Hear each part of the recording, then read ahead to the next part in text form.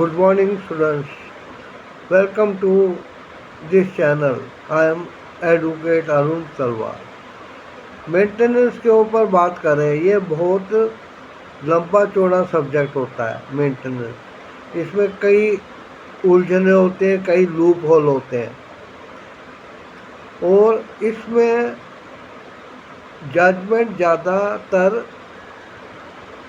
Female के, स्त्रियों के, महिलाओं के पक्ष में आती हैं, पुरुषों के नहीं। जबकि कई बार ये होता है कि पुरुष से ज़्यादा महिला कमा रही होती है, लेकिन बाई चांस वो डिस्प्यूट में मैटर आ जाता है तो बड़े उलझन वाली बात हो जाती है। हम अलग अलग स्टेजों के बारे में बात करेंगे। देखिए,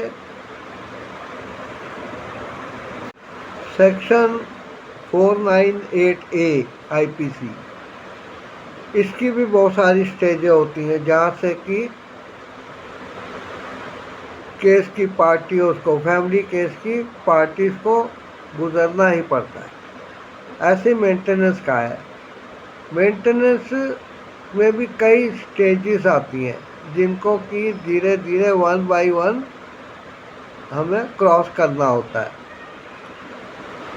अब मेंटेनेंस का जो है ये मामला, जब भी वाइफ हस्बैंड के बीच में डिस्प्यूट आता है, चाहे वो डाइवोर्स का हो, वो चाहे घरेलू हिंसा का, डोमेस्टिक वायलेंस का हो, या और किसी भी प्रकार का, तो महिला जो होती है वो अपने पति पर सेक्शन आई जो है इसका 125 उसको थोप ही देती है। सेक्शन IPC की जो स्टेजेस हैं वो दोनों पार्टियों के लिए बहुत इम्पोर्टेंस रखती है, क्योंकि दोनों को उसमें गुजरना पड़ता है। अब कई बार पत्नी अपने पति पर केस करती है तो सेक्शन 125 लग जाता है। कई बार पति अपनी पत्नी से डाइवोर्स लेना चाहता है, कोई डिस्प्यूट होता है तो भी पत्नी की तरफ से इस चीज़ की डिमांड होती है। ये मेंटेनेंस का जो मामला है ये दोनों के लिए बहुत इम्पोर्टेंट है, पत्नी के लिए भी और पति के लिए भी।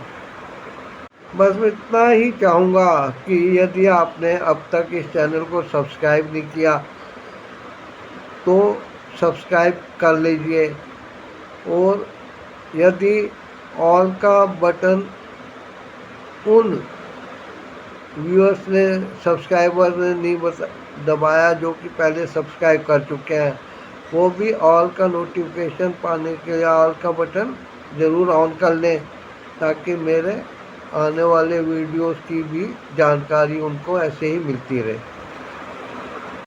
सबसे पहले तो हमें ये जानना चाहिए कि पति और पत्नी के बीच में कोई झगड़ा है जिसमें वो अपना खर्चा मांग रही है, अपने लिए भी या बच्चों के लिए भी या दोनों के लिए खर्चा मांग रही है, तो ये इस मामले की जड़ है। मैं ये बताना चाहता हूँ कि कोर्ट में केस जाने से पहले अपनी तरफ से दोनों पक्ष कोशिश करते हैं कि मामला समझौते से सुलझ जाए, ले दे के राजीनामे से कुछ हो जाए, कोर्ट का दरवाज़ा खटकाना ना पड़े, क्योंकि वहाँ बहुत धक्के खाने पड़ते हैं और केस बहुत लंबे चलते हैं। तो यदि वो अपनी पंचायत करके, अपने लोगों को बीच में बिठा के या म्यूचुअल अंडरस्टैंडिंग से एक दूसरे की बातों को मानते हुए अगर राजी खुशी से अलग हो जाते हैं तो इससे बढ़िया कोई काम होता नहीं है। लेकिन अब क्योंकि हमने स्टेजेस की बात करनी है, तो स्टेजेस शुरू कब होती है? After filing the litigation in court. Court में केस फाइल होने पर लिटिगेशन स्टार्ट हो जाता है, केस स्टार्ट हो जाता है। तो ये मान लो कि दोनों के बीच में जो आपसी बातचीत थी, लोगों ने बीच बिचाव किया, समझाया, वो सब फेल हो गया, कोई चीज़ काम नहीं आई है। तब लास्ट में उन लोगों ने कोर्ट का दरवाज़ा खड़काया।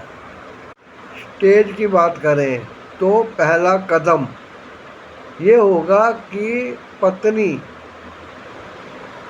अपने किसी वकील से मिलकर उसको अपनी परेशानी बताकर फीस का लेन देन, दूसरी बातें जो तय होनी है हो जाए, पर उसको बताएंगी। उसके बाद जो एडवोकेट है वो उन्होंने हायर किया है, वो उनकी बातों को सुन के फिर एक एप्लीकेशन बनाएगा।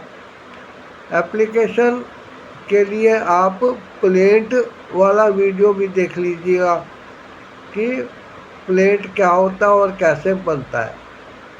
अब उस प्लेंट को फिर कोर्ट में, यानी कि फैमिली कोर्ट में, क्योंकि यह एक पारिवारिक मसला है, तो फैमिली कोर्ट में इसको रजिस्टर कराना होता है, फाइल करना होता है। कहाँ? फैमिली कोर्ट में, क्योंकि यह फैमिली डिस्प्यूट है। एडवोकेट पूरे लीगल पॉइंट्स को लेकर उनकी प्लेंट तैयार करेगा, लेकिन इसके लिए पत्नी को अपनी पूरी समस्या बतानी होगी कि वो क्यों अलग हुई, उसने चाहा था डाइवोर्स या पति ने चाहा था, ये पॉइंट बताएगी। उसके बाद वो अपने खर्चे बताएगी और अपनी इनकम बताएगी, अपने बच्चों का एज वाइज वो बताएगी कि कौन सी क्लास में, कौन से स्कूल में पढ़ रहा है, और उनकी फ़ीस का, पढ़ाई का, ट्यूशन का कितना खर्चा आता है। इस मोटे मोटे खर्चे को कि जिनके बिना जीवन चल नहीं सकता है, एडवोकेट एक कागज़ पे नोट करेंगे और टोटल कंसोलिडेटेड फिगर उसमें दे देंगे कि इनकम इतनी है और खर्चे इतने हैं, या इनकम बिल्कुल नहीं है। इसमें अपने पूरे बात बताने के बाद एक अलग एप्लीकेशन भी साथ में ही फाइल की जाती है फॉर इंटरिम मेंटेनेंस, मतलब for the time being till the date of judgment. ठीक है, उसको ये लिखना पड़ता है कि टोटल अमाउंट मेंटेनेंस का पति की तरफ से इतना दिया जाना चाहिए, और क्योंकि उसको अपने खर्चे चलाने, इनकम का कोई साधन नहीं है, खर्चे मैंने बता दिए, तो अब मुझे एक गुजारे लायक रकम, अमाउंट पति की तरफ से दिया जाना चाहिए। इसको कहते हैं इंटरिम मेंटेनेंस। ठीक है, वो दिलाई जाए, वो भी साथ में फाइल होगा। जब केस फाइल हो गया, पेटिशन प्लेंट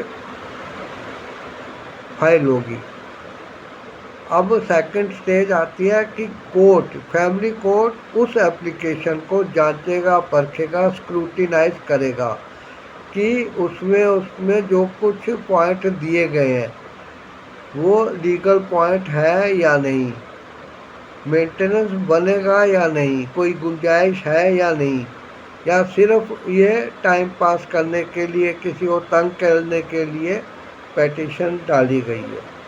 तो कोर्ट इसको देखेगा कि ये, समझ लीजिए कि कोर्ट अपना जूरिसडिक्शन देखेगा। अब जूरिसडिक्शन के लिए मैंने एक वीडियो बनाया हुआ है जिसमें कि बताया गया कि किसी भी कोर्ट का क्या क्षेत्र अधिकार होता है, वो भी अगर यद नहीं देखिए आपने तो देख सकते हैं। अब सेकंड स्टेज भी होगी पार, अब थर्ड स्टेज आएगी। थर्ड स्टेज में क्या होगा, अब कोर्ट ने देख लिया है कि ये मामला कोर्ट में चलने लायक है, इस पर वो फिर अब हस्बैंड को नोटिस भेजेगी ठीक है। अब मैंने प्लेंट वाले में और रिटर्न स्टेट वाले में भी बताया था। रिटर्न स्टेटमेंट का वीडियो भी आपके पास आया होगा, उसे यदि नहीं देखा तो देख सकते हैं। कि अब पति को प्लेंट की एप्लीकेशन की कॉपी दी जाएगी कि तुम्हारे ऊपर ये एलिगेशन लगा के प्लेंट आई है, तुम इसका रिप्लाई विद इन 30 डेज दीजिए, नहीं तो ज़्यादा और 60 डेज आपको मिलेंगे। तो अब प्लेंट को देखकर पति उसका रिप्लाई तैयार करेगा, रिटर्न स्टेटमेंट जिसको कहा जाता है। वो भी एडवोकेट के थ्रू लीगल पॉइंट को लेके बताए हुए तरीके से तैयार होगा। इसमें पति बताएगा कि कौन कौन सी बातें ठीक हैं, कौन सी किस हद तक ठीक है, और उसके इस पॉइंट के प्रति क्या विचार है, वो क्या कहना चाहता है। अब पति अपने तरफ से भी अपने जो बातें हैं वो भी उसमें शो करता है। अब पत्नी ने जो क्लेम किया हुआ है, क्लेम के पार्ट में वो पति को कितना स्वीकार है, कितना स्वीकार नहीं है, या टोटली स्वीकार नहीं है, यह भी रिटर्न स्टेटमेंट में पति बताएगा। दिए हुए डेट तक पति जो है, हस्बैंड जो है, वो अपने रिटर्न स्टेटमेंट कोर्ट में फाइल कर देगा। ठीक है। अब उसके बाद अगली डेट मिलेगी जबकि दोनों पार्टीज को कोर्ट में जज के सामने, मजिस्ट्रेट के सामने हाजिर होना होगा। उस डेट के लिए दोनों को सम्मन जाएंगे, उनको तारीख बताई जाएगी कि इस डेट को इतने बजे तक कोर्ट में हाजिर होना है। अभी भी कोर्ट दोनों से कहेगा कि क्या तुम मीडिएशन करना चाहते हो, आपसी समझौता, कोई तीसरी पार्टी, कोई तीसरा आदमी जिसे तुम सेलेक्ट करो।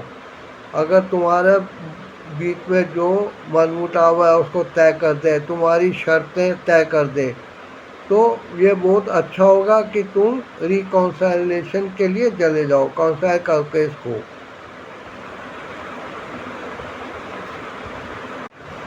यदि मीडिएशन की बात चलती है तो फिर एक कागज़, उसका डॉक्यूमेंट बनेगा जिसमें पति पत्नी को सिग्नेचर करने पड़ेंगे एक ही टाइम पर, और फिर उनको मीडिएटर के पास, जो कि बीच बचाव करेगा, उसके पास भेजा जाएगा। वो फिर दोनों को मौका देगा अपनी अपनी बात कहने का। उनके बीच में क्या क्या उलझने हैं, किस बात पे वो नाराज़ हैं, क्यों आप अलग होना चाहते हैं, उनके ऊपर जाएगा। इसलिए कई बार डेट दी जाती है मीडिएटर के द्वारा, और दोनों से पूछ के कि कौन सी डेट उन्हें ठीक लगेगी कि दोनों आराम से आ जाए।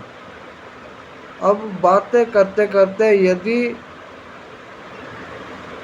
दोनों अलग रहने पर ही राज़ी हो जाते हैं, या दोनों के बीच में समझौता हो जाता है, फिर वो राजी खुशी एक साथ रहना चाहते हैं, तो इस कार्रवाई को सफल माना जाता है। अब उसके डॉक्यूमेंट्स बनते हैं और उनके बीच में केस वहीं समाप्त हो जाता है।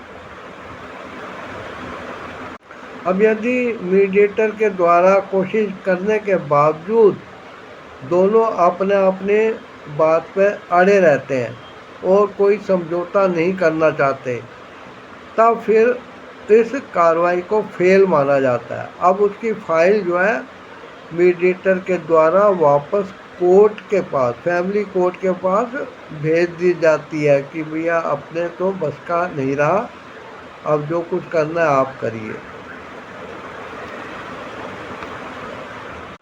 एक मौका मीडिएशन का मिला था और वो फेल हो गया। अब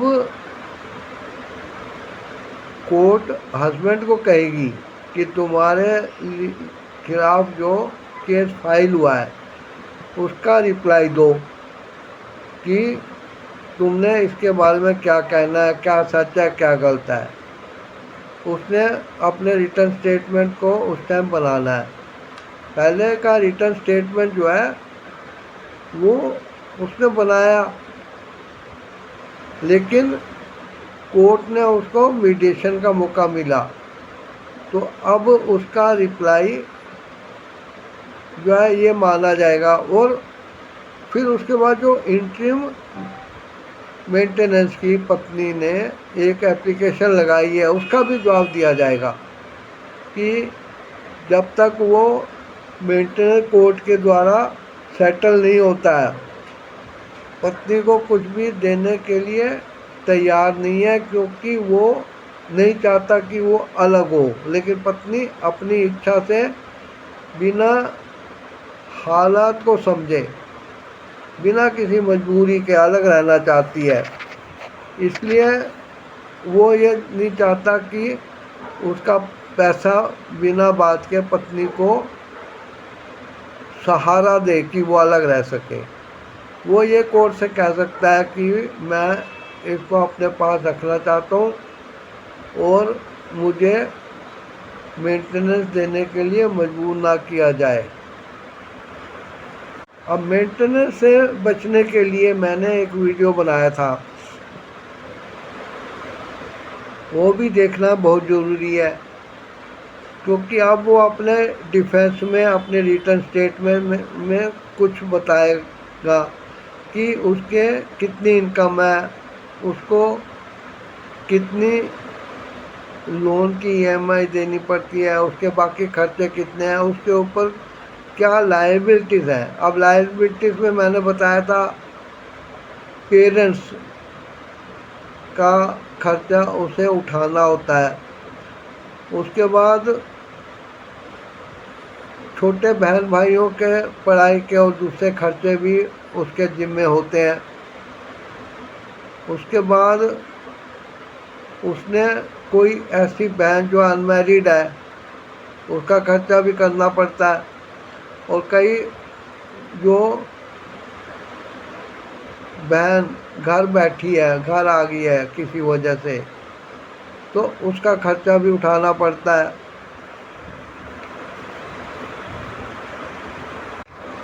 अब कोर्ट पति और पत्नी दोनों को कहते हैं कि अपने अपने एफिडेविट बनवा के कोर्ट में सबमिट कर दो कि तुम जो कह रहे हो वो तुम भगवान को हाजिर नाजिर समझ के कह रहे हो। जो पति कह रहा है वो सच है और जो पत्नी कह रही है वो सच है। दोनों पक्ष अपने आप को सच्चे मानते हैं, तो दोनों से ही एफिडेविट लिया जाता है। एफिडेविट में सारी इनकम, सारी बैंक स्टेटमेंट, सारे खर्चे, सारी लायबिलिटीज़, इनके बारे में देना पड़ता है। अब कोर्ट के सामने एफिडेविट के द्वारा पूरी पिक्चर क्लियर हो जाती है कि दोनों की क्या क्या लीगल पॉइंट्स होती हैं। जैसे पत्नी के खर्चे हैं, इनकम है, लायबिलिटीज़ हैं, उसके बाद पति की इनकम, उसके खर्चे, उसके लायबिलिटीज़, ये तो वो उसमें दोनों में लेके उनको स्क्रूटनाइज करती है, समझती है उसको।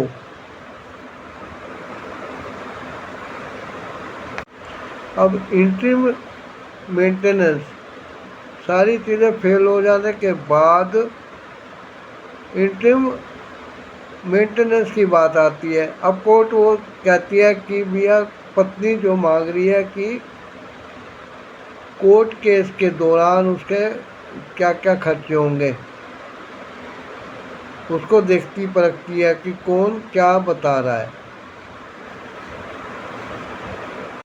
इतना होने के बाद अब अगली स्टेज पे आ जाता है framing of the issues of the case. अब क्या क्या पॉइंट, लीगल पॉइंट उस केस में उभर के आए हैं, जिसे कि अपनी अपनी बात को दोनों पार्टी को सिद्ध करना होता है कि भैया हमें ये खर्चा करना है और ये हमारा ये है, वो मैं दे सकता हूँ या नहीं दे सकता हूँ। अब उनके जो झगड़े के पॉइंट हैं उनके बारे में बात होगी, क्योंकि केस अभी ख़त्म नहीं हुआ है, केस तो अभी आगे चलना है। इस जगह आता है बर्डन ऑफ प्रूफ। समझ गए? बर्डन क्या है? भार, बोझ ऑफ प्रूफ।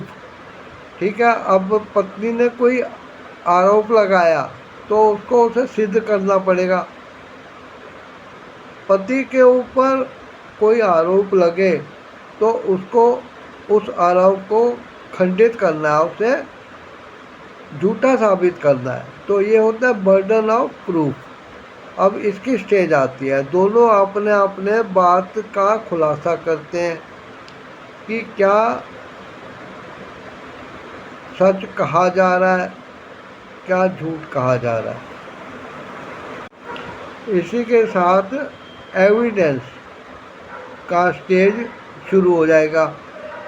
अब एविडेंस का स्टेज पहले किसको मौका देगा? देखिए, पहला मौका मिलेगा पैटिशनर को, यानी कि एप्लीकेंट को। एप्लीकेंट यदि वाइफ है तो पहले वो अपने कुछ प्रूफ को, एविडेंस को लाएगी। वो डॉक्यूमेंट्स भी हो सकते हैं, वो उसके अपने लोग भी हो सकते हैं। और फिर उसके बाद जब उसकी कार्रवाई पूरी होती है तब हस्बैंड को मौका मिलता है एविडेंस देने का। वो अपना एविडेंस दे सकता है जैसे वाइफ ने दिया, और अपने साथ साथ जो डॉक्यूमेंट वो प्रूफ के साथ सबमिट करना चाहता है उसको भी लाया जाता है। अब जब वाइफ अपना एफिडेविट दे दे, प्रूफ दे दे, एविडेंस दे दे, विटनेस दे दे, तब पति को, जो कि अपोजिट पार्टी है, उसको मौका दिया जाता है कि वो उन चीज़ों को, जिन डॉक्यूमेंट्स को, जिन लोगों को प्रस्तुत किया जाएगा पत्नी द्वारा, उनको क्रॉस एग्जामिनेशन किया जाएगा, मतलब क्रॉस एग्जामिन किया जाएगा। अब किसी ने कहा कि मैंने देखा था, तो जैसे देखा आपने कि तुम चश्मा पहनते हो, जब तुम नींद से उठकर एकदम बाहर आए तो अंधेरे में तुमने कैसे पहचान लिया कि दीवार फाड़ने वाला वो था गब्बर सिंह।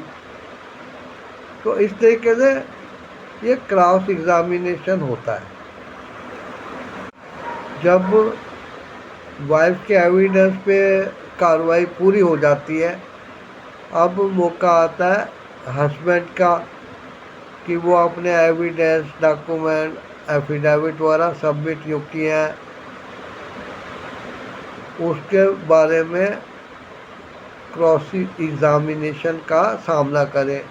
अब पत्नी की तरफ से क्रॉस एग्जामिनेशन होता है।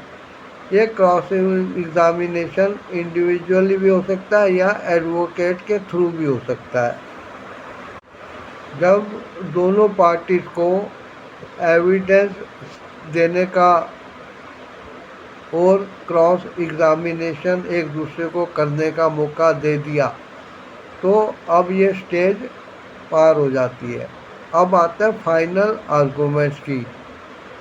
अब फाइनल आर्गूमेंट से तो पता ही लग रहा है फाइनल है, मतलब लास्ट स्टेज। अब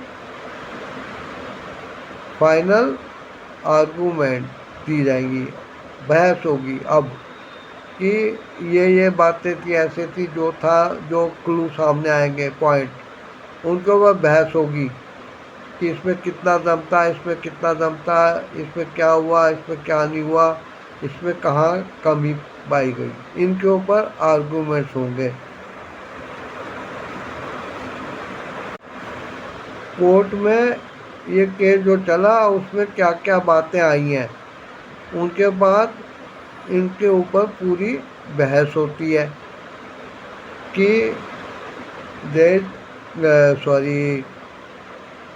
सेपरेट कौन होना चाहता है। उसके क्या रीज़न है, वो रीज़न कितने छोटे हैं, कितने बड़े हैं, कितना खतरनाक है, मेंटेनेंस कितना माना जा रहा है और कितना दिया जाना चाहिए, दोनों में कितना अंतर है। ऐसी ऐसी बातें जो होती हैं, पॉइंट उसी टाइम उठ के खड़े होते हैं, उनके ऊपर दोनों एडवोकेट कोर्ट के सामने एक दूसरे के साथ पॉइंट वाइज बहस करते हैं। अब कोर्ट को एड्रेस करके दोनों एडवोकेट अपनी अपनी बातों को बताते हैं कि इसमें क्या हुआ, क्या नहीं हुआ, क्या होना चाहिए।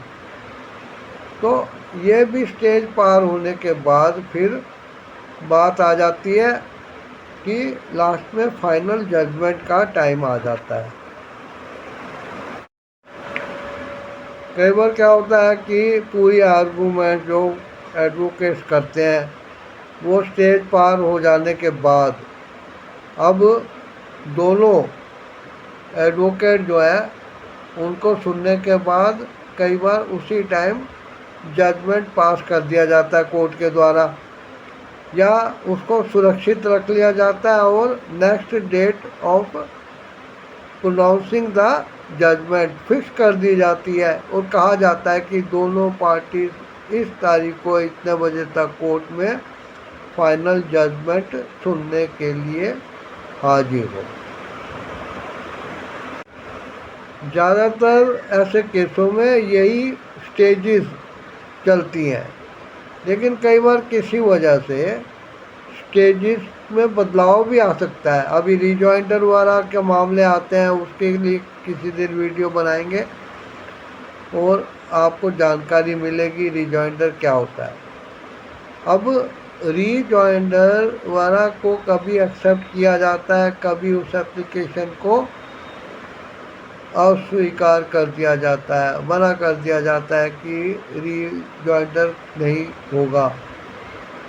तो ऐसे होती है तकरीबन यही कार्रवाई ऐसे केसों में होती है। फाइनली यही हमारे लीगल सिस्टम का हर केस में, ये नहीं है कि पत्नी और पति के झगड़े में ही कोई भी झगड़ा हो, इसी तरीके से धीरे धीरे कोर्ट में चीज़ें साबित की जाती हैं। अब कोर्ट देखता है कि बैलेंस ज़्यादा किस पक्ष का है, तो उसके लिए वो उसे उसका हक दिलाता है। ठीक है, किसके द्वारा? फाइनल ऑर्डर या जजमेंट के द्वारा।